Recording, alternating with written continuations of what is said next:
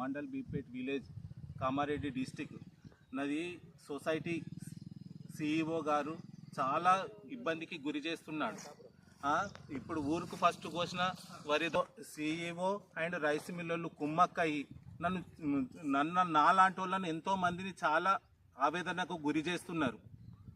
ఇప్పుడు నెల 15 రోజులు అవుతుంది, నాకు కూలీలకు డబ్బులు ఇవ్వడానికి డబ్బులు లేవు.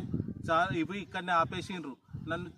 నాకు ప్రాణానికి చాలా అవస్థ పెడుతుండ్రు. దేనికైనా పోయిన సంవత్సరం కూడా చాలా ఇబ్బంది పెట్టి కాళ్ళు గడుపులు మొక్కిచ్చి తీసుకున్నారు. మళ్ళీ కటింగ్ కొప్పుకుంటే సైలెంట్గా తీసుకుంటారట, కటింగ్ కొప్పుకోకుంటే ఈ ఇబ్బంది పెడుతున్నారు. ఇప్పుడు నెల 15 రోజులు అవుతుంది. ఇంత కష్టపెట్టినాక మేము రైతులం ఏ రకంగా బతుకుతాం? ఏ రకంగా బతుకుతాము? ఎట్లా వ్యవసాయం చేస్తాము? పెట్టుబడి నిండకపోయినాక మేము ఎందుకు చేసి గవర్నమెంట్ కొనమని చెప్తుంది. ఈ మిల్లర్లు సొసైటీ యాజమాన్యం కలిసి మమ్మల్ని చాలా టార్చర్ పెడుతున్నారు. మెయిన్ ప్రాబ్లం సొసైటీ తోటే ఉన్నది. మాకు ఈడ ఎందుకు వస్తున్నావని కూడా అడుగుతుండ్రు. నిన్ను ఎవరు పోయమన్నారని అడుగుతుండ్రు. సొసైటీ దగ్గర నిన్ను ఎవరు పోయమన్నాడు అని అడుగుతుండ్రు. సార్ ఎవరికి సమాధానం చెప్పమంటారు? పండించి ఏడవయమంటారు. మరి ఎవరికి అమ్ముకోవాలి?